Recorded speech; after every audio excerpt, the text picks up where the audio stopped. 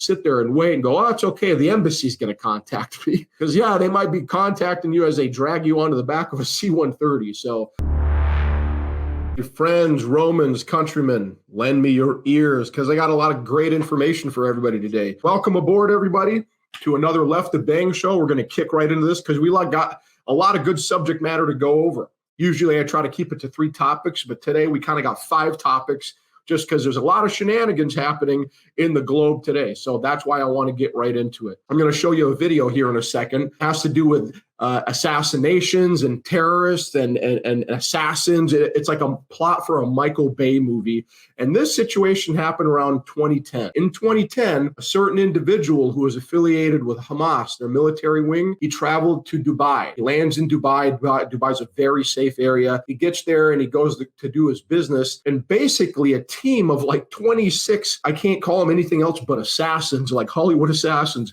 land in Dubai from different areas, and they go in, they take this guy out in bougie, nice luxury hotel in Dubai. And everyone freaked out about it because it was kind of a crazy thing. If you don't know, in their international world, when it comes to intelligence and like all these crazy things happen in the world, Dubai, the UAE, Oman, they're kind of like hallowed ground. Like, hey, we don't mess around on this ground. You'll notice you have peace talks happen there all the time. So this was kind of a shock to the system for a lot of people. So that's the context of this video I'm about to show you.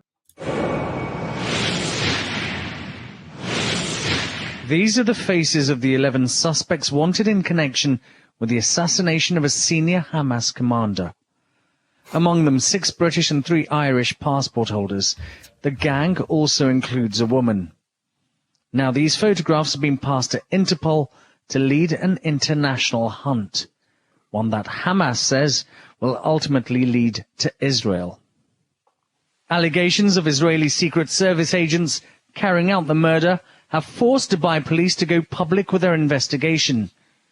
And this hotel CCTV footage, according to the investigators, shows everything except the actual killing itself. Here's the victim, Hamas commander Mahmoud al-Mahbou. He is allegedly followed by the team of professional killers. Al-Mahbou was found suffocated to death in his room a day after his murder on January the 20th. Police chiefs claim to have solved the crime in 24 hours, but have waited until now to go public to comply with official Interpol procedure. Notice that they said a couple interesting things. They said the UAE police, they solved the crime in 24 hours. It's like, really? That's a pretty quick solving of a crime. When this happened, most people don't realize this. When this happened, when they found the body, when they found that the person had been killed, 6 hours later, this CCTV footage came out all over YouTube, all over the internet, and they have the full thing. You can go Google it right now. It's about 27 minutes long. And what they did is they ran around the entire country where these people went, the airport, the hotel, the gas stations, and they grabbed every piece of CCTV footage they could come up with, and they edited it and spliced it all together to make this 27-minute cut showing all these suspects. They said they only had 12 suspects, but they think there are about 26 people involved. Why'd they do that? How'd they get that much edited video out there quickly with all these different CCTV cameras? Well, because, like I said, UAE, Dubai is kind of hollowed ground. We don't mess around out here, and everybody kind of knows that. That's the rules of the game. So when this happened, the UAE and their law enforcement and their intelligence knew it was shenanigans, and they were pissed, man. They were not happy. They were trying to catch every one of these people. That's why they got the video out so quickly, because they figured, hey, maybe some of them are still in the country. When in reality, the second the killing had happened, they were gone on 10 different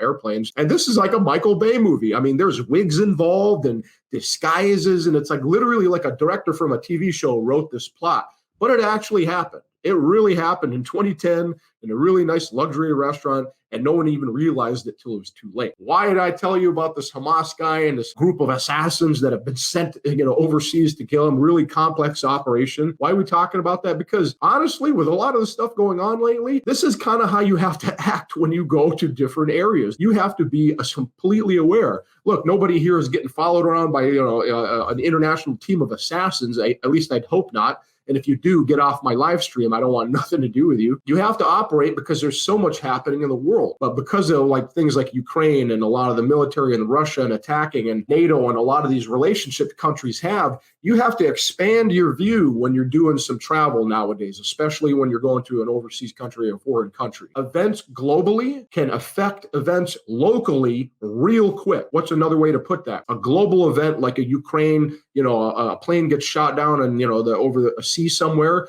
can affect your neighborhood almost immediately. Back before the internet and social media and all that, it took time for information to kind of roll through the globe. Now it's instant. You have instant information, and two countries that were perfectly good with each other for a long time can instantly now be enemies, and you might get thrown in the middle of that. So you definitely need to pay attention. So I came up with 5 rules, 5 fairly simple rules. Some of them get like a little, you can go down a rabbit hole, but if you follow these 5 rules, this is going to keep you safe no matter where you travel. All right. If you can just figure out these 5 things, it's not the end all be all of everything you should do to be safe, but it is definitely a great start. And don't worry if you're seeing a bunch of redacted lines on here. We're going to unredact on this Left to Bang show where we talk about the sneakier side of security. So we've heard this before. All right. We've heard this before where it's like when you're doing travel, you got to research your destination. It's like, okay, Sherlock, that's step 1. You definitely need to understand what's happening politically, economically, criminally on the ground in the destination you're going. And this applies to anywhere in the country. I don't care how safe it is. Good job, research your destination, but you can't stop there. You got to keep going. Again, nowadays with NATO relationships and country relations and diplomacy, all of a sudden you could have a country just kind of pop off. For example, look at Ukraine right now. In Ukraine, you have the Russians invading Ukraine. And who did Russians just send in? They didn't just send them, but they sent in Chechens, okay? 10,000 Chechen soldiers, okay? I'm old enough to remember when Russians and Chechens didn't really get along together, okay? And there was kind of a thing for a while between Chechens and all of a sudden they turn around and go, oh, by the way, the Chechens are, on the Russian side fighting against Ukrainian. It's like, whoa, what happened there? So not only research your destination, but research the corridor you're moving into. You might have a layover. You might land in an area that all of a sudden gets contested. Now you're stuck in a foreign country and you don't know what to do. There's that movie Terminal, with Tom Hanks, where his country kind of goes weird, has a war, and he gets stuck in a terminal in this legal kind of limbo. So research your destination, understand what's going on there, but also the corridors you're going to be moving in. Are you crossing a border from one country to the next? Are you crossing tribal regions? You're going to, more of the third world country, borders and states and all that official stuff doesn't matter much. It's more tribal. Okay? I remember my tours in Iraq where literally you had one neighborhood, probably 40 houses on this side and 30 houses on this side. There was no delineation. There was just, roads. There was no marking or anything. But everyone in that town knew this is their tribe and this is their tribe. Literally, if you tripped and fell on their side, that was like good enough for them to light you up, just to shoot you. Like you don't even know them. You just know that they're on that side of the town. So corridors and tribal areas, anytime we have kind of borders around you, you got to understand that. And like I said before, global events can have local effects real quick, like as in when you take off, everything's all good. And once you land, it's not all good anymore. So what's a simple way to evaluate that? And I know you guys aren't getting the CIA agents and sending agents into this stuff, but here's a simple 3-step way to evaluate your destination and your corridor. You got to ask yourself, is it a permissive, non-permissive, or a semi-permissive environment? Big fancy word. State Department has a definition for this. DOD has a definition for this. I'm going to give you a Yusuf's definition. My definition of a permissive environment is a relatively safe place to go. I said relatively, all right? Sweden, Austria, Germany, America, Canada, UK. Those are all examples of a permissive environment where you should expect not to be hurt. Does that mean there's no danger? Absolutely not. Come to America and go to New York City or go to Los Angeles, you better have your wits about you. Permissive environment mean there is still infrastructure, there's law enforcement, there's government entities, there's someone coming to help. If I pick up a phone and call on an emergency, someone is coming to help. So it's relatively stable. Non-permissive is the exact opposite of that. It means infrastructure is gone. Law enforcement is non-existent. It's a breakdown of the rule of law. It means there is no one coming if you call. There's no sheriff in town. The bad guy is the sheriff. That's a permissive or non-permissive environment. Think of combat zones, Ukraine, Congo, places where you're getting shot at. And then the really fun one, which is semi-permissive, which is kind of right there in the middle. Kind of a little bit of this, kind of a little bit of that. You wake up every day, you have no idea what's going to happen. Then not the semi-permissive ones can be very dangerous. Obviously, permissive, it's safe. Non-permissive, it's not safe. But here's the thing.